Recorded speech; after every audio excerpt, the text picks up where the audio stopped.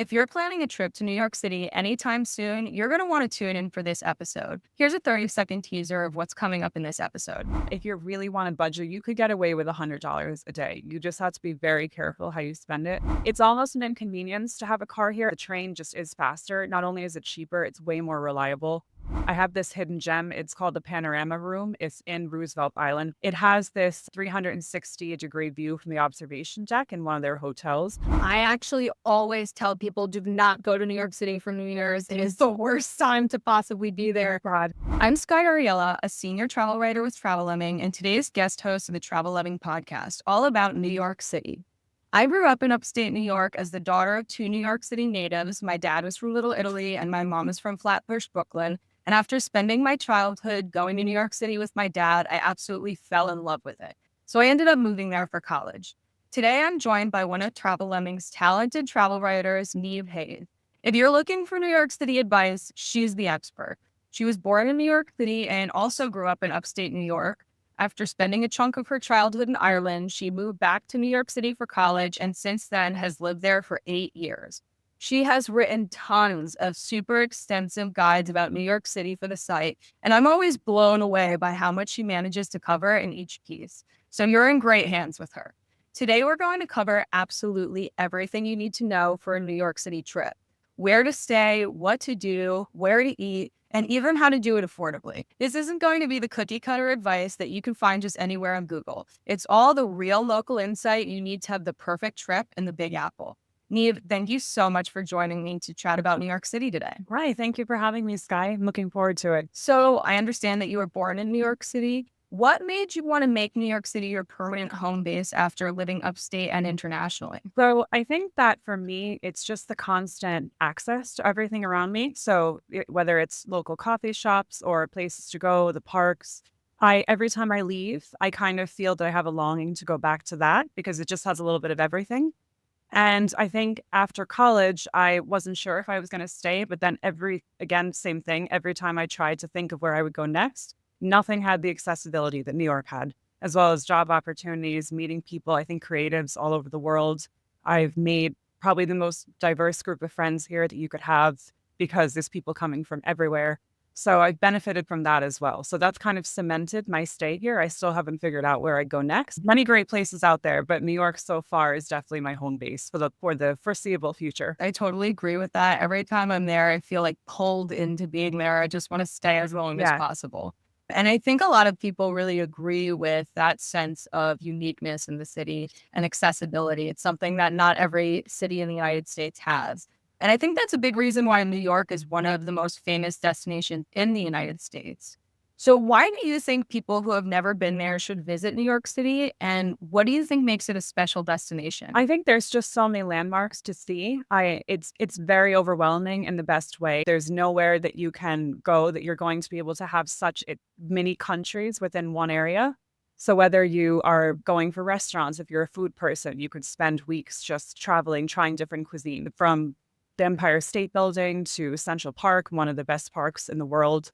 And the museums, there's endless amount of museums. There's a whole stretch on Fifth Avenue of Museum Mile from everything from, there's a famous Spanish museum, the Met is there. And it's just an incredible city if you want to explore different things. And even if you don't know exactly what you want to do or find, you can find it here because it has something for everyone, a very unique flair. That's very true. Is there any particular traveler you think would enjoy New York City specifically, or do you think that everyone can find something there? I honestly would argue in favor of solo travelers for New York. I think it's a great family destination, especially around Christmas time. But it can be, I think if you have really small kids, to hold off until they're a bit older. I always kind of feel sorry for parents when I see them lugging 2-year-olds onto the subway. It's just very fast. But if you kind of want to find yourself and explore and meet new people, you get this really nice mix of being left alone, but you can also meet people if you want to. So they say the New Yorkers are kind, but we're not nice. So everyone's very busy, but if you'll also find that if you ask a question, or if you want to get to know someone, they will give you that time if you go out. So I would say solo travelers definitely benefit the most from New York. If you're alone, you can really find your place here and spend time. You just won't be bored, or it's not in the middle of nowhere. So you can find something to do if you're by yourself. Right. I think that's so true. New Yorkers are kind of not nice. That's a perfect way to put it. Yeah. I've been trying to put words to that sentiment for a long time. So thank you very much. So most people think of New York City as Manhattan, but there are actually 5 boroughs that make up the city. Manhattan, Brooklyn, Queens, the Bronx, and Staten Island. Which of these boroughs do you think is the best for first-time visitors? I think you'd have to stay in Manhattan because there's just, Times Square, Radio City Music Hall, Broadway. All of those are probably where people lean towards on their first visit. They kind of want to see whether it's the Rockettes during Christmas or Wicked on Broadway. And those are definitely worth it. I think that it's kind of, especially Times Square, it's a place you go one time. And I've mentioned that in my articles. It's really cool to see, but it can be a little bit overrun. Like a native New Yorker would tell you that there's better places to go. But I think if it's your first trip, you have to do those landmark spots. It's just part of it. Seeing the top of the Empire State Building. If there's one park to see, taking a stroll through Central Park, taking a bike ride, because that gives you kind of a solid lens that pans out for the whole city. And I think it might be, depending on how much time you had. If you have 4 days, stick to Manhattan. If you had maybe a week, you could consider one other borough for a day trip or so. But I would say that there's just so much in Manhattan to see. Yeah, I definitely agree with that. I think that Manhattan is the first time travelers hub for most people. So even though Manhattan is relatively small in terms of area, it really is a whole world unto itself. Neighborhoods can be geographically close, but still vastly different. And that's why I think one of the first things that you need to consider before a trip to New York City is, where are you going to stay? So what do you think are the best Manhattan neighborhoods for first-time visitors? I would say definitely Midtown, just accessibility. You could do Murray Hill. Murray Hill is a little bit quieter than it's still Midtown, but it's a little bit, you're going towards Grand Central, so it's around 42nd and Madison Avenue. Whereas if you stay kind of in Broadway, Times Square, it's very hectic, but it is really convenient on your first trip. You have the 42nd Street subway station right there. It's every train, and it connects you to everywhere in the city that you want to go. I think other notable, Upper East Side has the museums. It's really quiet. It's more expensive, but it is a nice place to stay if you were looking for more of a low key kind of vibe. Upper West Side is for more younger people. Younger families tend to lean more towards there. And then you have Greenwich Village and Soho and Lower Manhattan. They're also very, very trendy, popular spots, close to a lot of national landmarks as well. So you have a good amount of options. Midtown's probably number one for safety. And then you can start thinking, if you're younger, think maybe the Lower East Side, Lower Manhattan. And if you have a family, I'd stick to Uptown.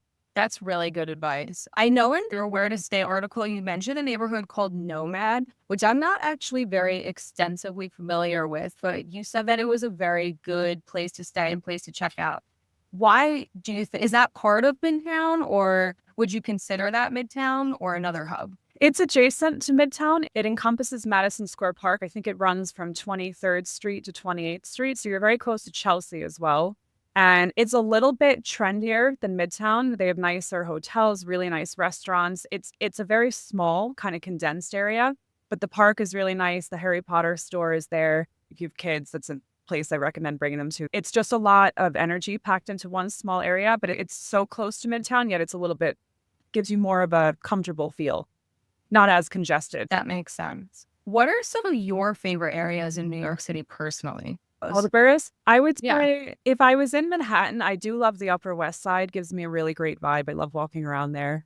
I think, and Lower Manhattan, I really like Greenwich Village. It's such an interesting ambiance. Very hard for me to put into words. A lot of students there. NYU is down there. Washington Square Park has such an energy to it. You can find artists and creatives. So sometimes in the summer, I'll go there and just kind of sit by the water for a couple of hours. And then I live in Astoria, so I do love Long Island City is my go-to park, Gantry Plaza State Park. It's really pretty. You have views of the East River, and there's lots of restaurants. It used to be more of a warehouse area, and now it is absolutely phenomenal in terms of what they built up in both real estate and restaurants, and its scenic water views. So those are probably my favorite places in New York City to hang out. And I do love Brooklyn as well. I don't go as often as I should, but Williamsburg is definitely worth the hype. It is super trendy. Can you tell me a bit more about Queens and the area that you live over there and why that might be a good spot for certain travelers? Yeah, so Queens is my favorite borough. It's my home. It's super underrated. I think that there's so much here and it's not really on people's radar, especially their first trip, but people do come to Queens later when they travel to New York frequently. I live in Astoria. It's about 25 minutes from Midtown Manhattan, and it is a fantastic neighborhood. The buildings are really, it's very low key. It's a lot more mellow than the city. It's not as congested here. We have some of it's a Greek neighborhood, so you have really good dining options as well, and the subway is super accessible. There's Astoria Park, has a swimming pool. There's running tracks, race tracks. There's plenty of things to do here. And then there's other areas in Queens as well. I know Forest Hills has Forest Hills Stadium. A lot of concerts go on there. Really, really beautiful neighborhood as well. There's Flushing in Queens. That's further out, but you're right next to the Met Stadium if you want to catch a baseball game. And you get some incredible Asian food as well. It feels like you're not in the United States when you're there. And that's kind of an underrated spot as well. It's much further out. It's on the way out to Long Island because Queens connects into Long Island. But it is a really cool destination if you're looking for something off the beaten path. Yeah, most people I think go to like lower Manhattan when they're looking for good food. Would you say that Queens is an underrated like foodie hotspot then? Definitely. I think that it rivals Manhattan. And I think oftentimes Manhattan, depending on where you are, can inflate the prices or kind of an overrated cuisine. Whereas Queens, especially, is very immigrant friendly. So a lot of people here are first generation. I know my friend told me there's Nona's. It's known as 1977. It's in Astoria on Ditmars Boulevard, close to us. And she said she swears it's some of the best New York City pizza she's ever had. And if they're open since 1977, I believe it. But there's so many spots there that just go underrated, family-owned restaurants that have been around 50, 60 years that have just fantastic cuisine. Like my neighborhood has people from Greece come to Astoria for Greek food if they're homesick because the food is that good. That's a really good insider tip. I actually didn't spend too much time in Queens when I lived in New York City because I lived in Brooklyn. So probably kind of a similar situation in revert. I totally agree with what you're saying about Lower Manhattan. There is a very special vibe there. And I also really love Chinatown specifically for the food, but we'll get into that a little bit later.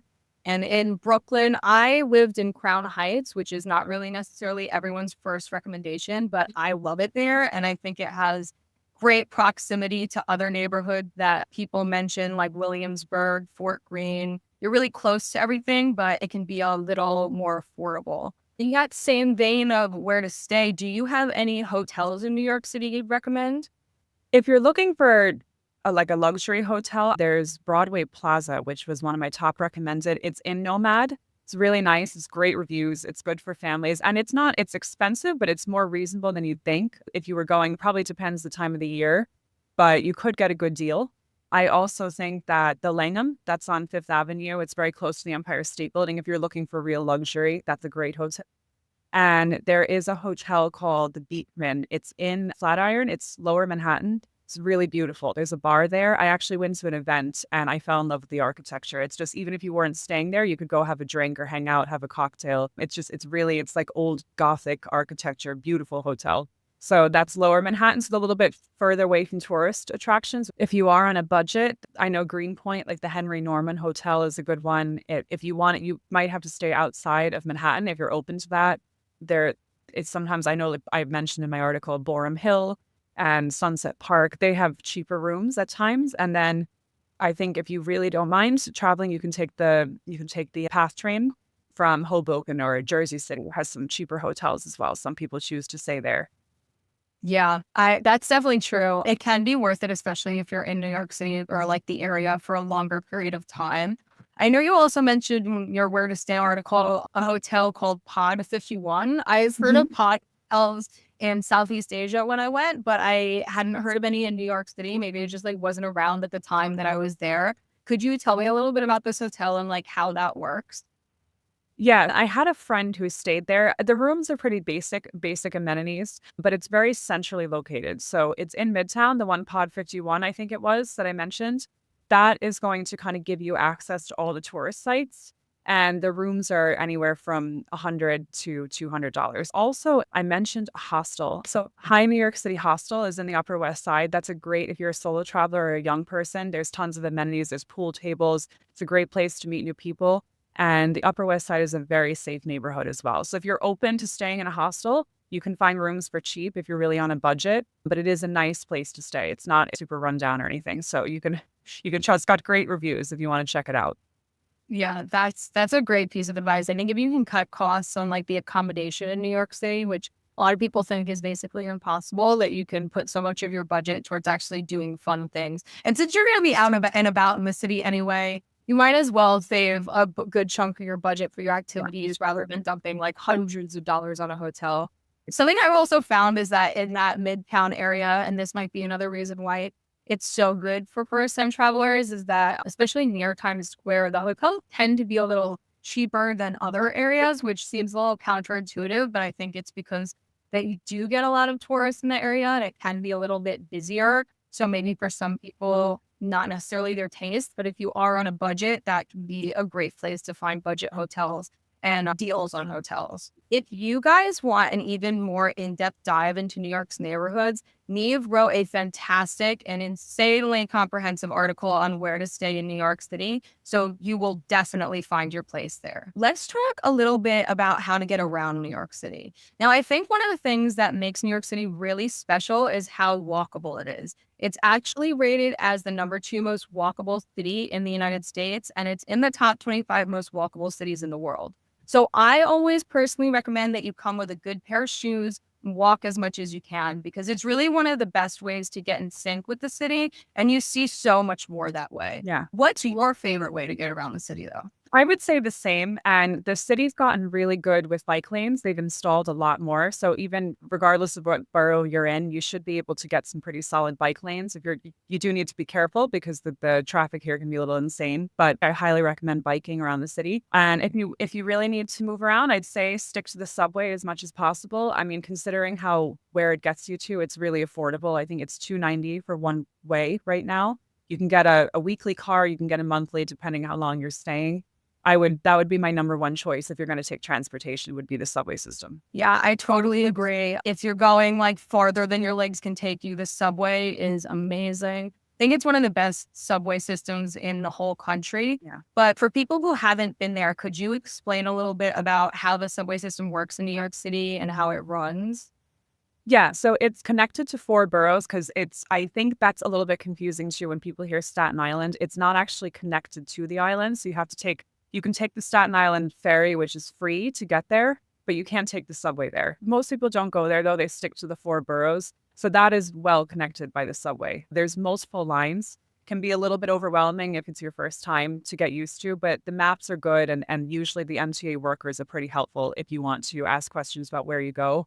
So each borough like my borough in Queens on the NW line takes me to Astoria. So once you get it down, it gets a little bit easier. The transfers can be a little bit confusing. Like if I want to go into Brooklyn, unless there's only one stop, Court Square, otherwise I have to go into Manhattan from Queens to go back down to Brooklyn. So that can be a little confusing. That's probably why you shouldn't stay in Queens. If it's your first time, stay in Manhattan is way more connected than Queens if you're working for other places. But it's not that difficult. When I was in Paris, I thought Paris was way more confusing personally. I think New York is pretty because it's a grid system. So the train runs along the grid system. Right. That makes total sense. Another hack that I've found when I'm there is that actually, if you use Google Maps and you say you're using public transportation, they will instruct you step by step of what trains to take, where to get off, even like what time the next train is coming. Yeah. So that can make your life a lot easier. Yeah. And this technology is getting so good. Like Google Maps is pretty up to speed. So yeah, you can even know if there's a 9-minute delay, it will tell you usually.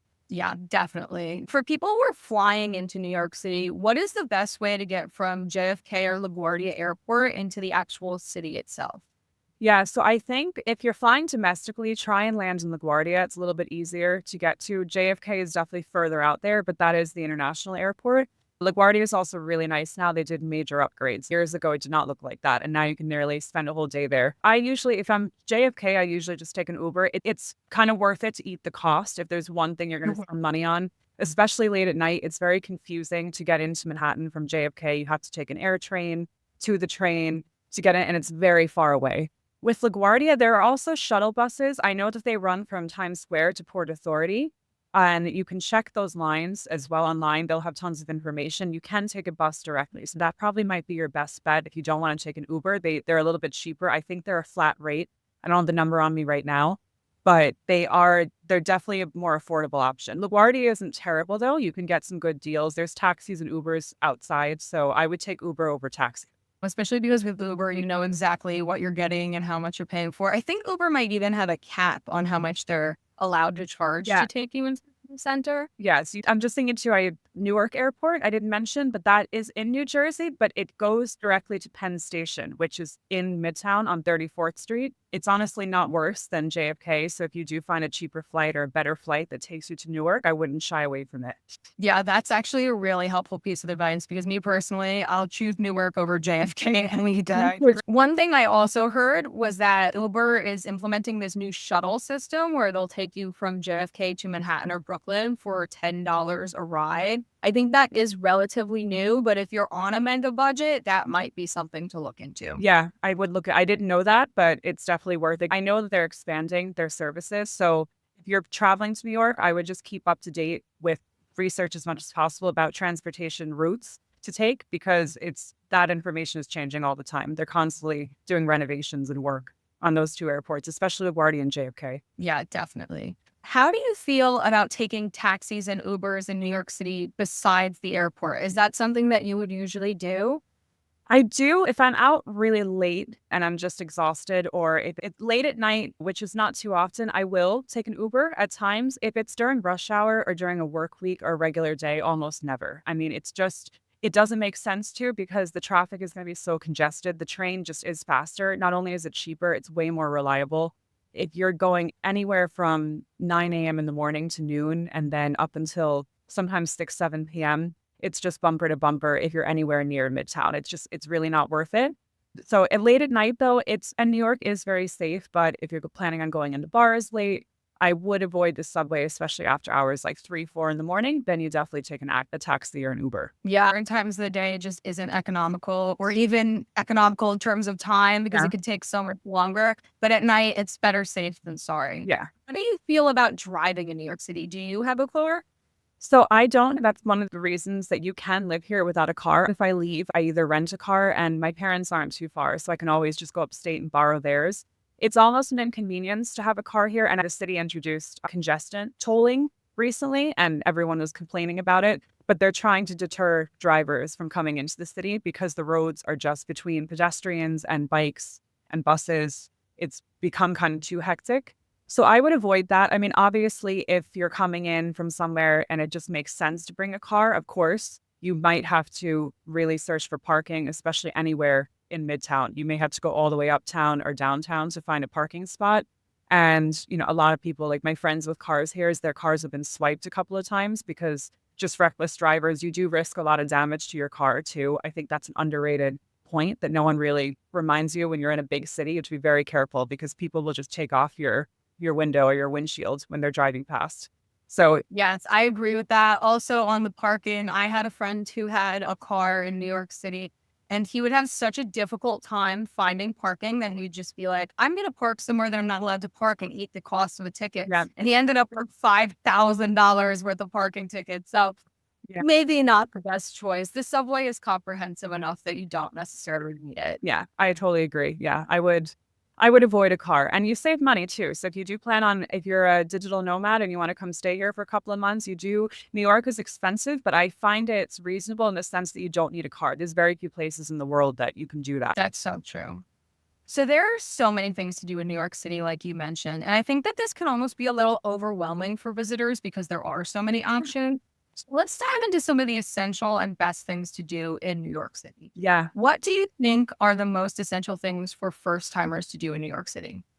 So I would say spend a couple of hours walking around Times Square, Broadway, that area, just to take it in. It's very unique, especially if it's your first time. I had a friend visiting from Estonia and she was fascinated. She went like 4 nights in a row to Times Square just because it's so different than her home country. It is, if you're a first time visitor, the lights, it's very overwhelming, but it is kind of a spectacle to behold. So you can do that first. If you want to book a Broadway show, The Lion King is great. There's plenty of options. Wicked became super popular after the movie came out. And depending seasonally, there's tons of things going on. There's constantly rotating events. You have to check calendars and event websites to see what's going on, but you can book a show for sure. I would say I would really recommend the Empire State Building is a great view. I think now the Edge opened up and there's some at One Vanderbilt. So now it kind of has more competition. So there's a couple of places you can go to get that bird's eye view of New York City. I do think if it's your first trip, if you're leaving Midtown, if you're going to do a park, do Central Park. That has everything. It has an ice skating rink. It has a zoo. It has bike lanes. There are so many parks in New York, but just stick to Central Park for your first trip for sure. And maybe pick one museum. The Met is great. The MoMA is fantastic. These are famous for a reason.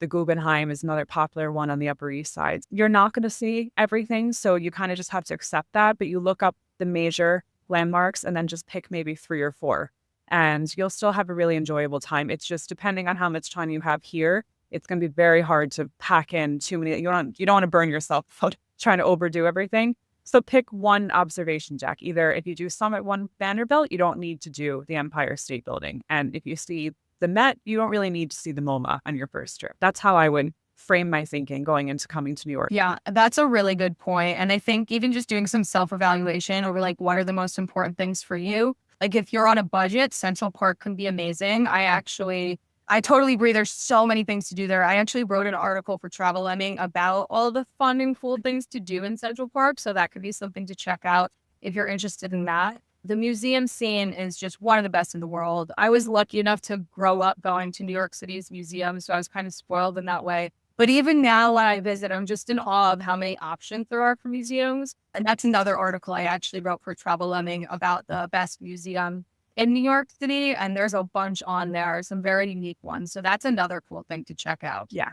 Do you have any recommendations for family-friendly activities, solo traveler activities, maybe romantic activities specifically in New York City? I would say if you're a solo traveler, I mean, the World Trade Center is definitely worth seeing as well. Maybe it's a little bit overwhelming for kids because it's an infamous place to see, obviously, for a reason. So if you're by yourself, it can be a really sentimental, like the 9/11 Museum. They did a really good job curating everything. That could be if you're by yourself, kind of you just want that moment of clarity. If you need a minute, it's definitely worth seeing.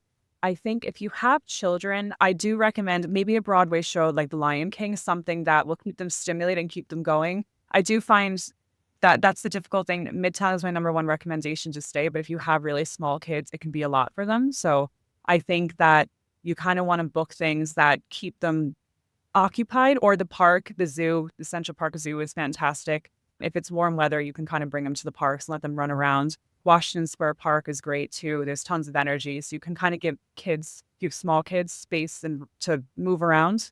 I do find if you're coming as a couple, I would say Chelsea and Soho. If you stay in Lower Manhattan, that's your best bet. You kind of find a lot of people, solo travelers, lots of art galleries everywhere. That's a great thing about New York. You can walk into an art gallery. Some of them even have, like, if you look up, they have wine samplings. If it's a new artist, you can go in, have a glass of champagne. So I would say Lower Manhattan would be better for couples. And you wrote a piece about the gallery hopping, right? That's like one of your favorite things to do in New York City. And do you like that specifically for a date night, or do you think that's more of a solo traveler type of thing to meet people? I think I recommend it as a date night because I think it's a great idea if you don't want to spend a ton of money. And a lot of them you can just walk into. Like my favorite is Eden Gallery. Eden Gallery has a couple of different locations. One is close to Fifth Avenue.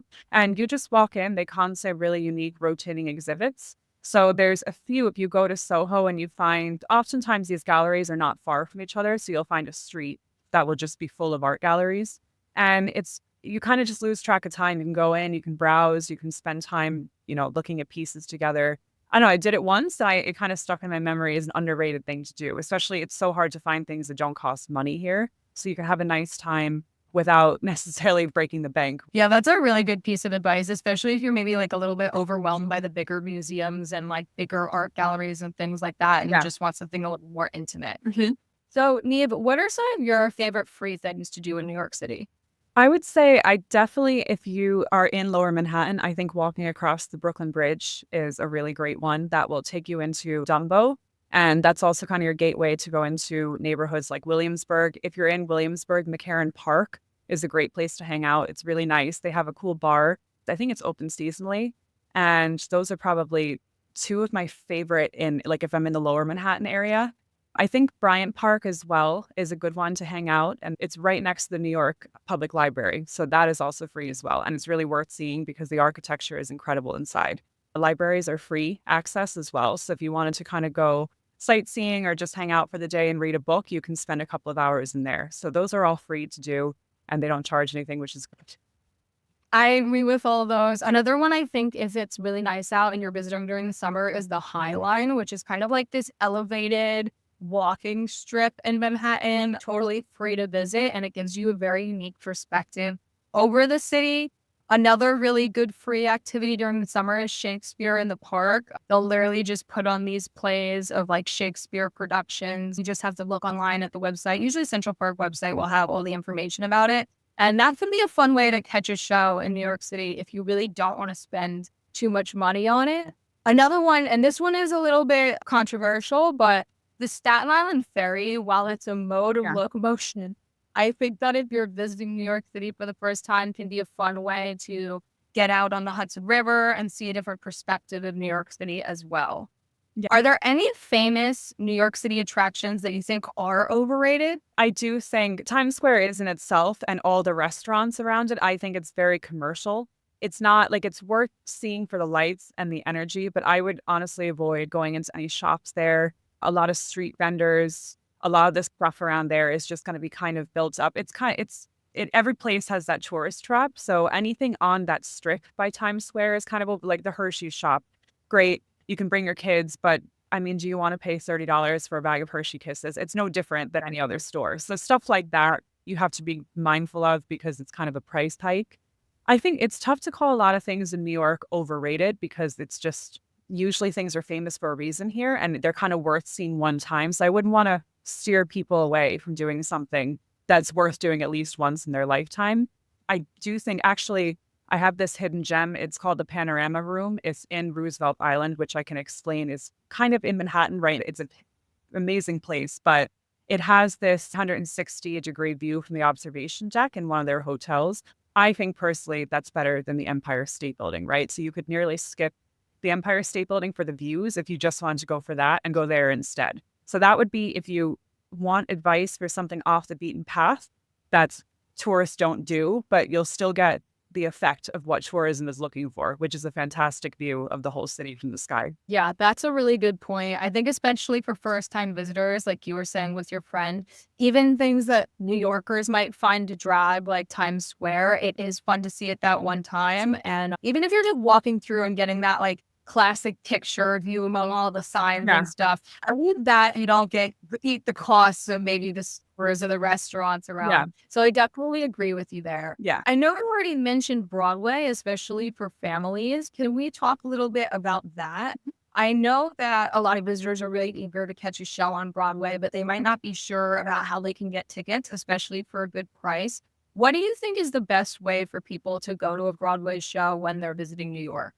I think you want to buy your tickets online. There are, especially if you're in times, there can be ticket scammers at times trying to sell you stuff. I wouldn't do that. I would check the websites.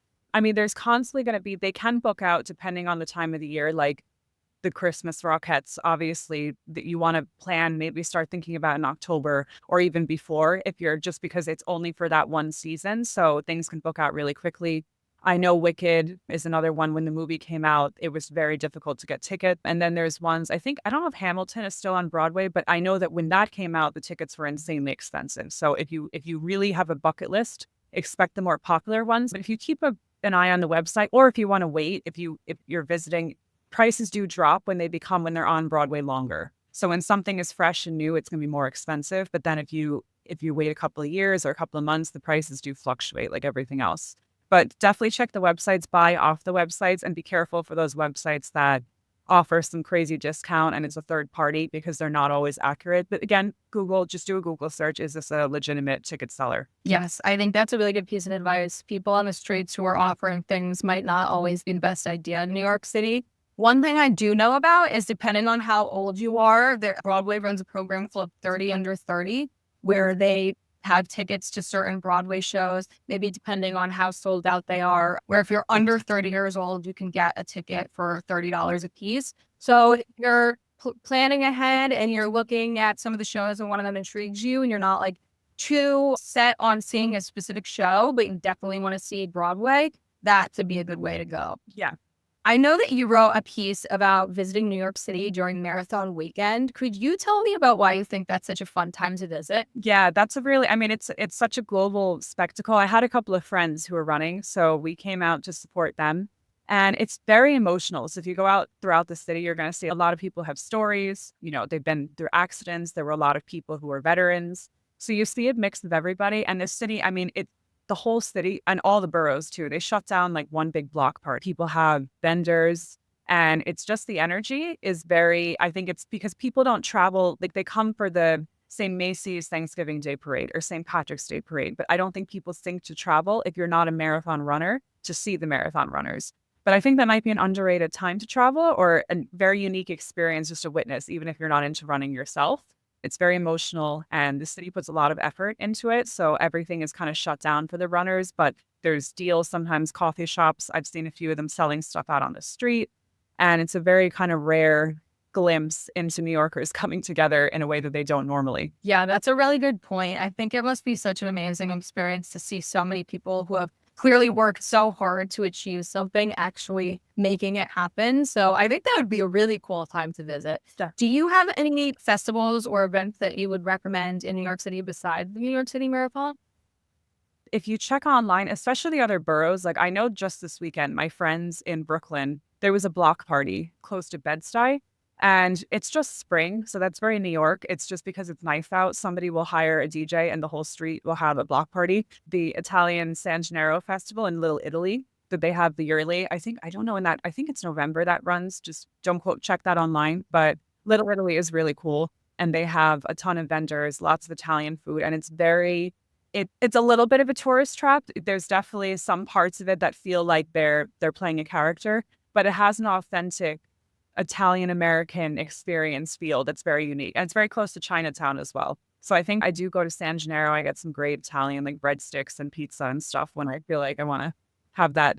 Probably my favorite festivals, I think, if I make the effort. And that's the problem. You become a New Yorker and there's so much going on. So you don't always go out of your way. Yeah, spoiled for choice. There is so many cool food things in New York City. One of my favorites during the warmer months is smorgasbord. Oh I yeah. don't know if you've heard of it before. They put it on all weekend. So Friday, Saturday, Sunday. It's in a different location. On Friday, I believe it's near the World Trade Center. Yes. And then on Saturday, it's in Williamsburg. And Sunday, it's in Prospect Park. So wherever you are in the city, it's kind of easy to find. And they have all different types of New York City food places in one area. So if you're a foodie, that's a really great thing to check out.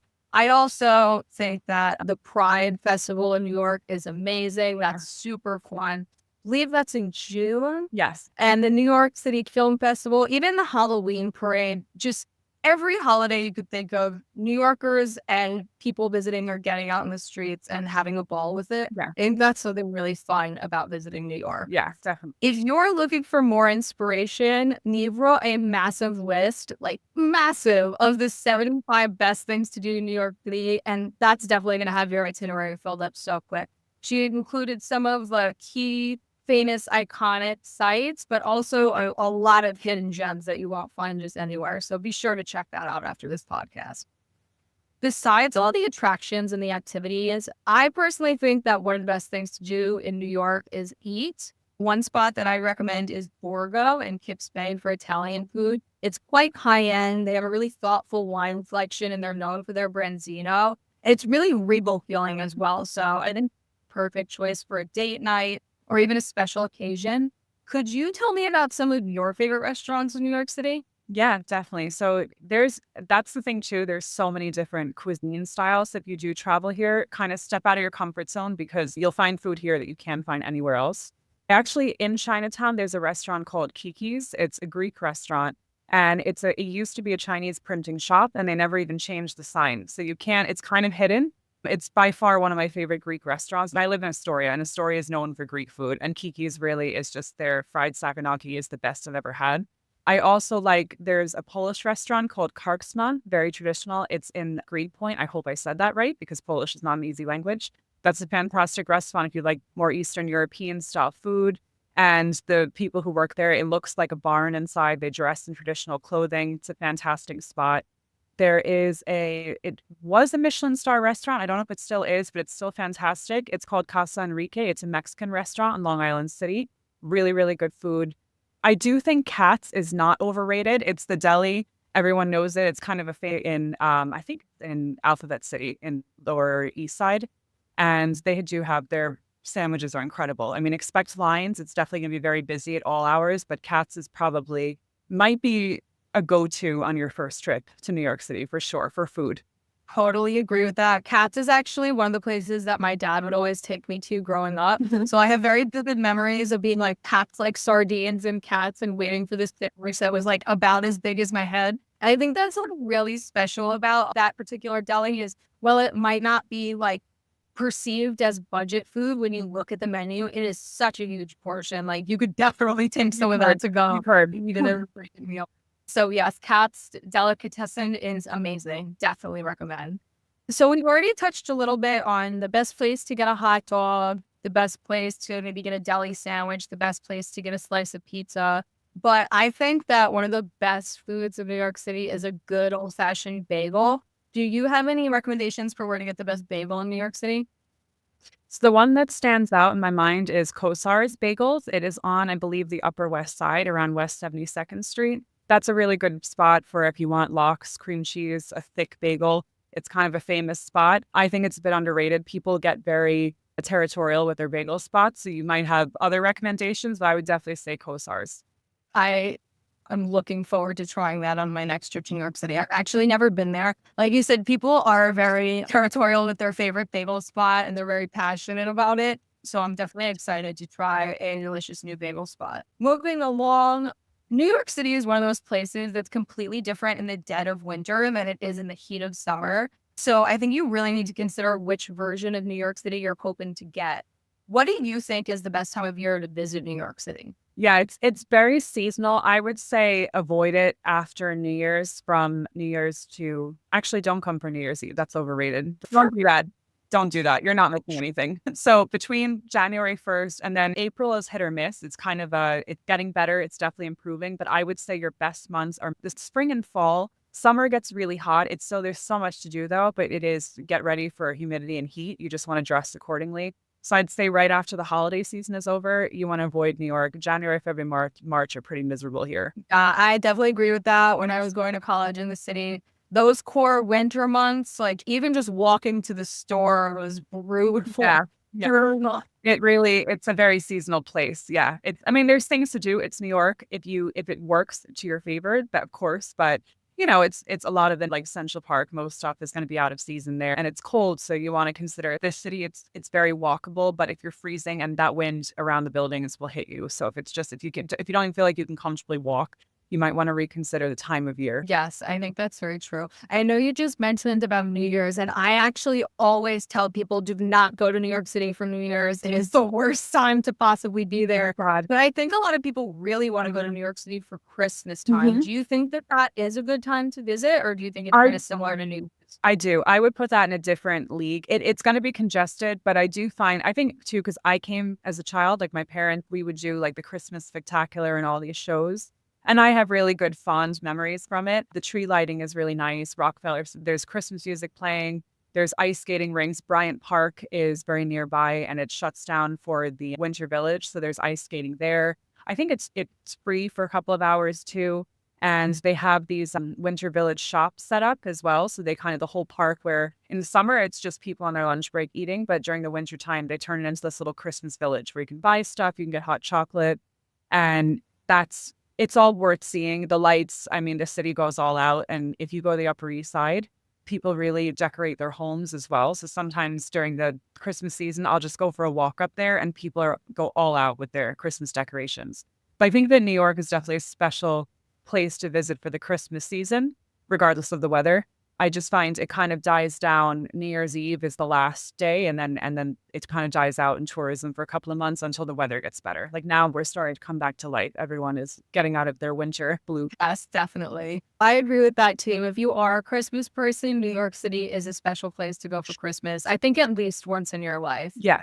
Is there any particular seasonal activities that you would recommend to people who are visiting in the winter versus the summer, maybe the spring or the fall?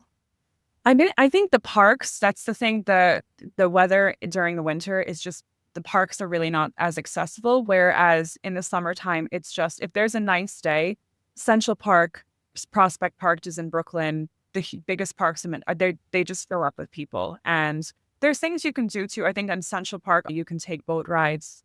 That's a very popular activity during the spring.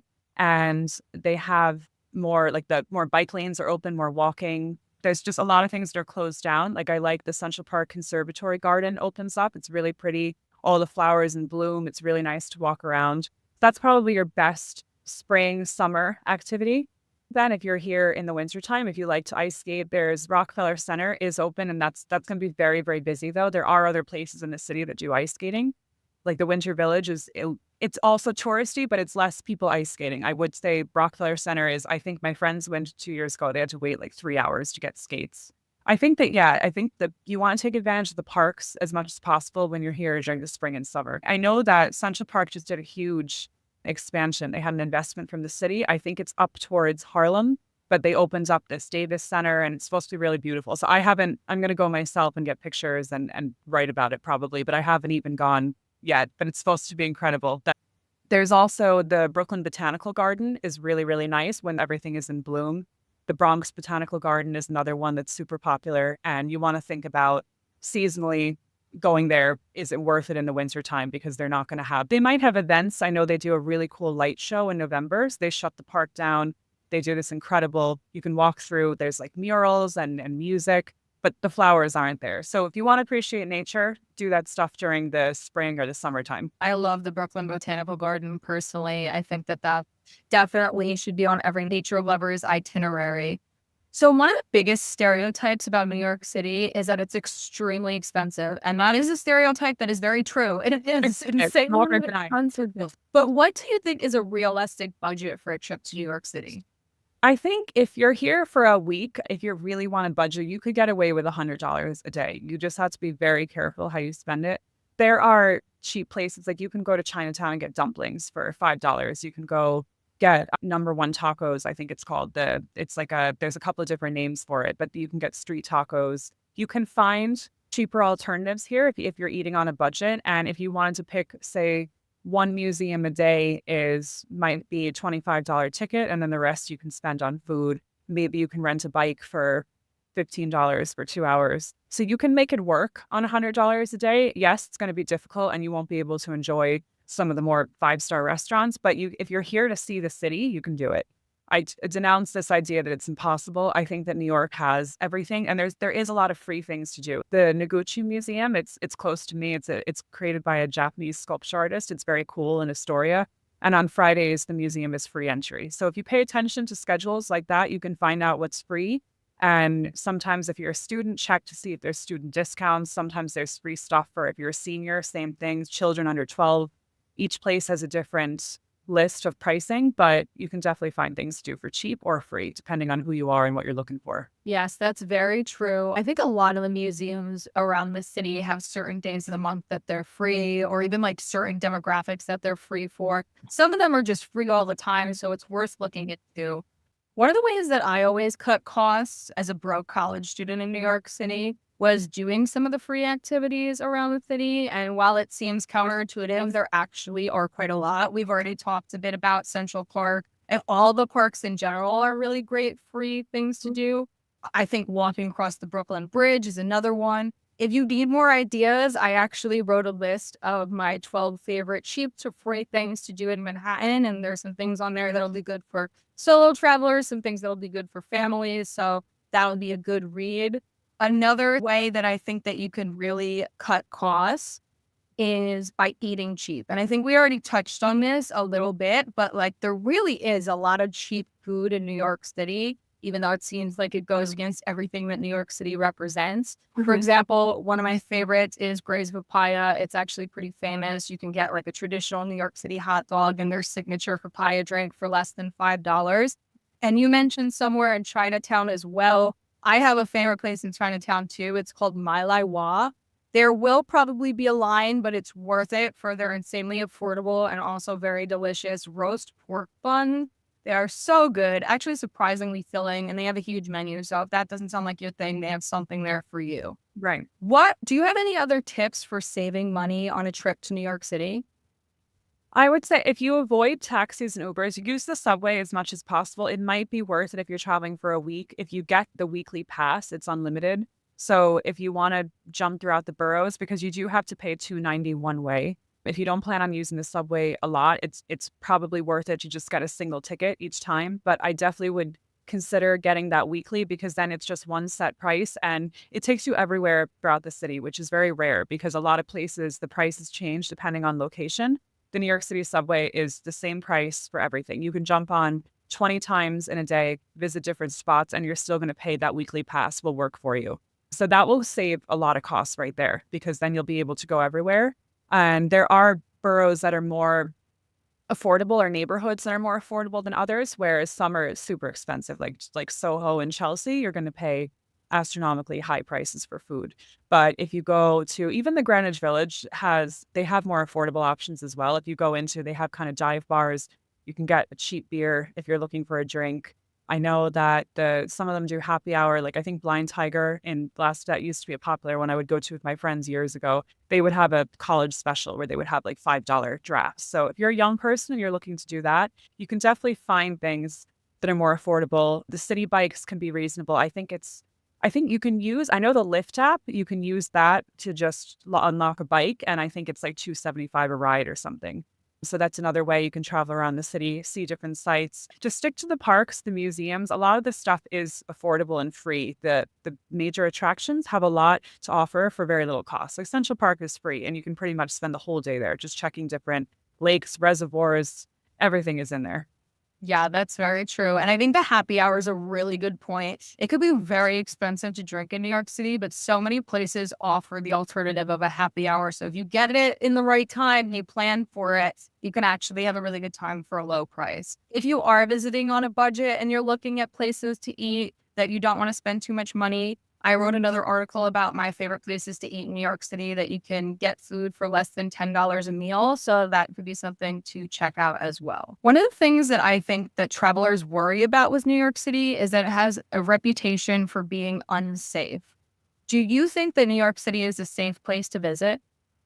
I do. I've heard this. I've never felt personally in danger. There's definitely, you have to be mindful here. It is a big city, but I've been around at all hours, different boroughs, and I've never felt unsafe. I think that a lot of the petty crime that you hear about is kind of centered to very specific areas. But even I mean, and I also am in Midtown all the time.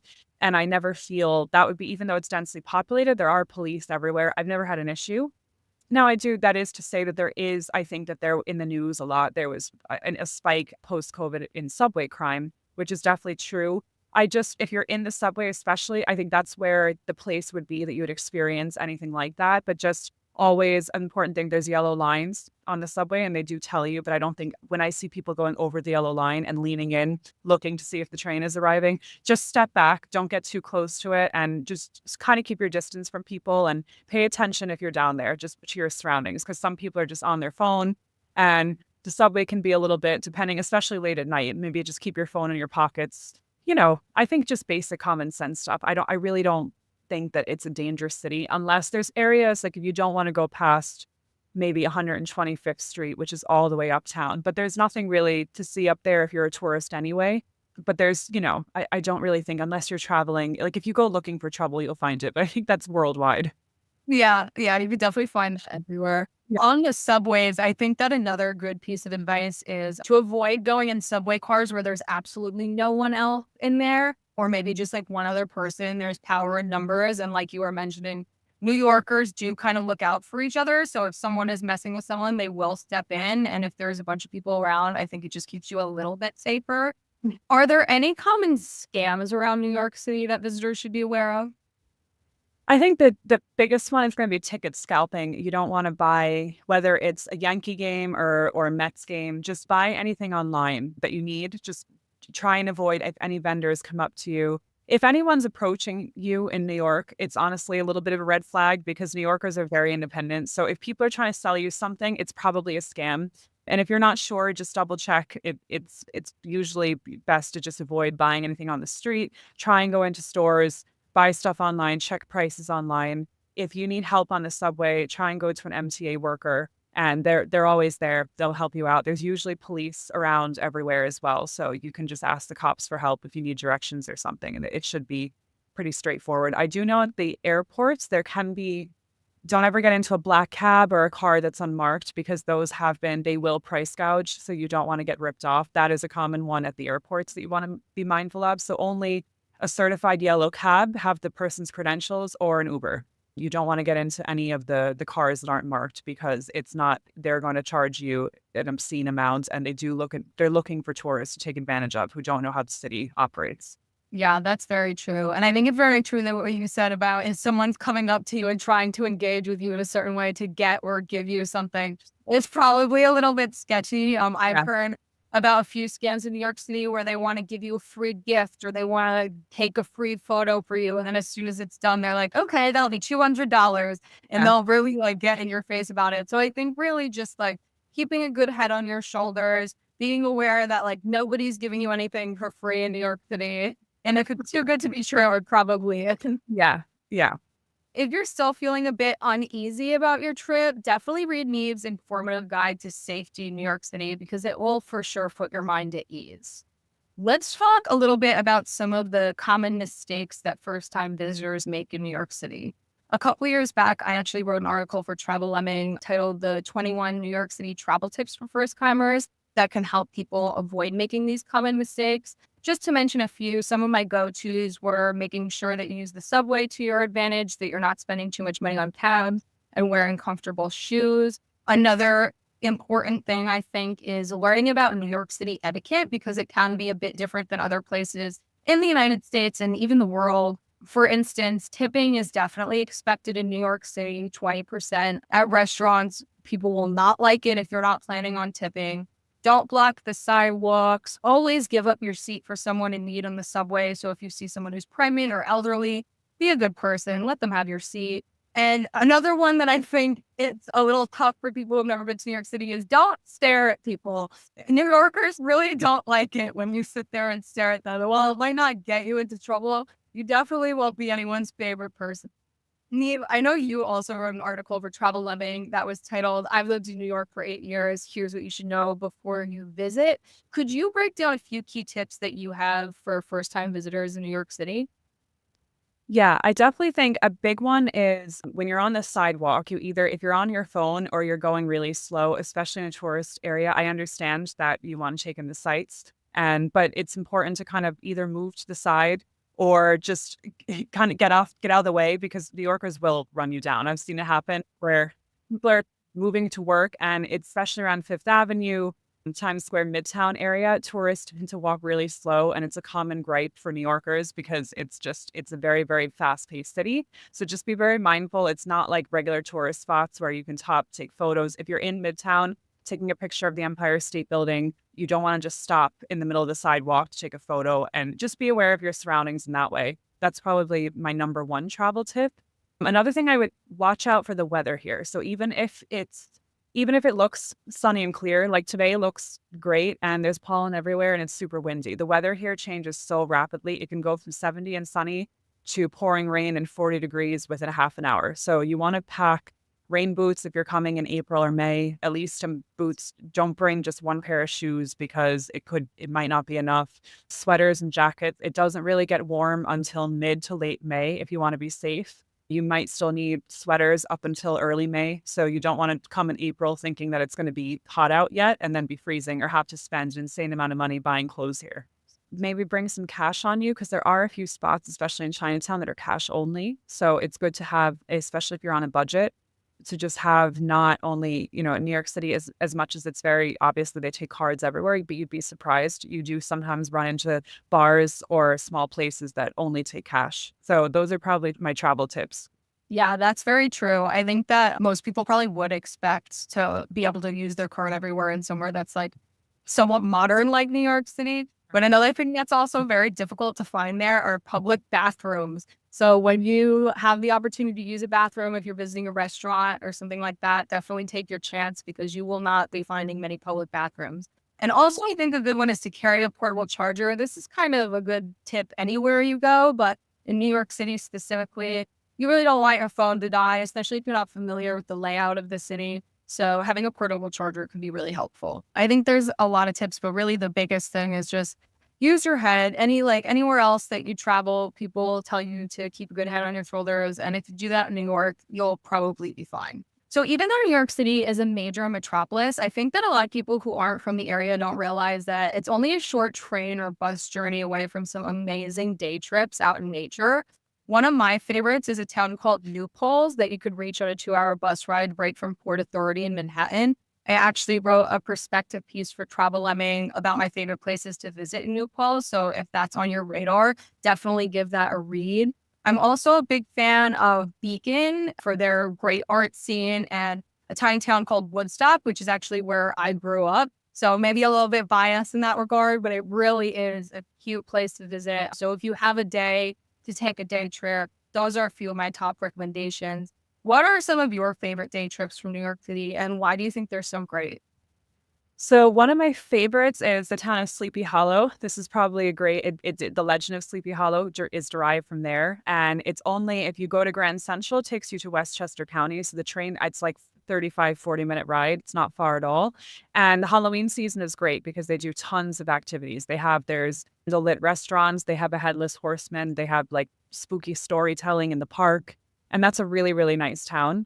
Another one is I grew up in a town called Warwick, and there's wineries there. The Warwick Valley Winery is one of the best ones in the state, I think. There's a cidery called Pennings there, and it's very seasonal too. So there's apple picking during the fall, pumpkin picking around November. And that's probably two of my favorite towns in the whole New York state.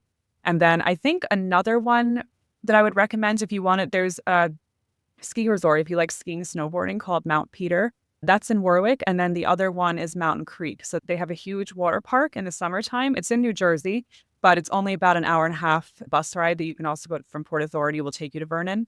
And it turns into a ski snowboarding resort in the wintertime. So if you want to get a day trip, they have activities for both the summer and the winter. Those are some great recommendations that actually I didn't know about quite a few of those. So that's very good to know for my next trip into the New York City area. Another thing that I think is really great about New York City and really the East Coast in general is that if you are more of a city person, it's just as easy to reach some other iconic East Coast cities on a day trip from New York City. For instance, Philadelphia or Washington, D.C. can be reached very easily. And if you do decide to venture to the capital of the United States, make sure you listen to Travel Lemmings podcast on Washington, D.C. with our resident expert, Alexandria Taylor. This one is a really special episode because not only is there a lot of incredible information, but Alexandria actually created a full week-long itinerary to make planning a trip there that much easier. So that's a really great episode to listen to next. Niamh, thank you so much for coming to speak with me today about New York City. This has been so much fun, and I've actually learned a lot from your insights. So this has been really great. No, thank you so much for having me. It was great talking to you. I hope it was helpful. And yeah, there's lots more New York City tips. So I'm sure we'll have more in the future. For sure. And if you guys need more New York City advice, definitely do check out Niamh's articles. They are so jam-packed with information. You are sure to find multiple things that will help you out. Thank you so much for coming and listen to the next episode of the Travel Lemming podcast.